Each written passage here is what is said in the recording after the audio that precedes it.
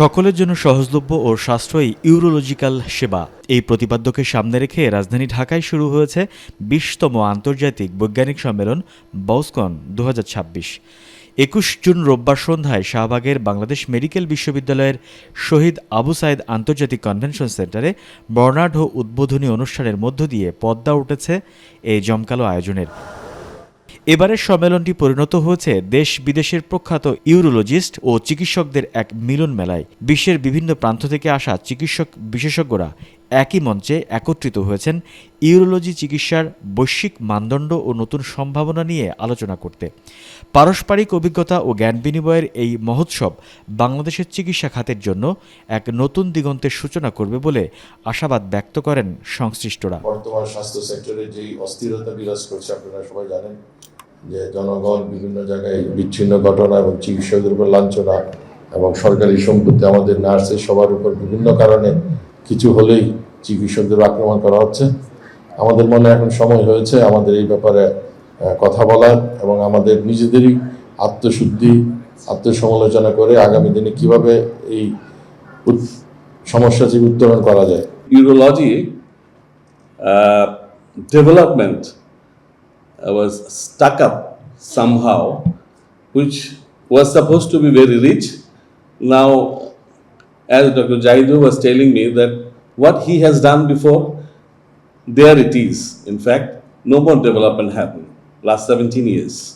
This conference cannot be fruitful without the presence of the foreign delegates. We have many foreign delegates. They came from abroad. We have Association of Nepal, Association of Pakistan, Association of India, Association of Sri Lanka, and SAC Association, and also from the Golden Hospital, China. And I have some other friends from USA. They also came forward and give us this opportunity to learn many things.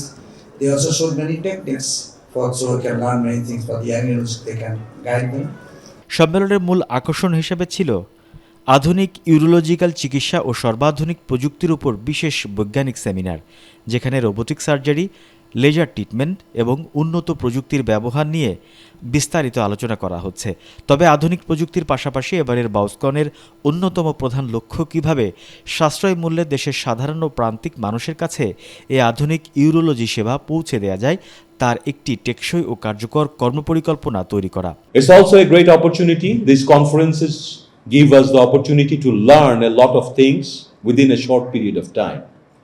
So I hope the younger generation of urological surgeons, they are utilizing this great opportunity to make new friends, to make new professional connections, and to plan to flourish their career and to embrace new technologies and new techniques in this area of surgery.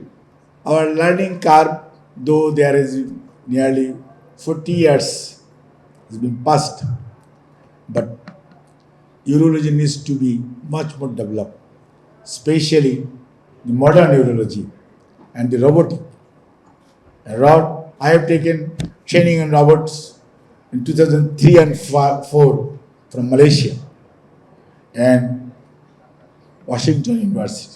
স্বাস্থ্য অধিদপ্তরের মহাপরিচালক অধ্যাপক doctor প্রভাত চন্দ্র বিশ্বাসের সঞ্চালনায় অনুষ্ঠানে প্রধান অতিথি হিসেবে উপস্থিত ছিলেন সমাজ কল্যাণ এবং নারী ও শিশু বিষয়ক মন্ত্রণালয়ের মন্ত্রী অধ্যাপক ডাক্তার আবু জাফর মোহাম্মদ জাহিদ হোসেন।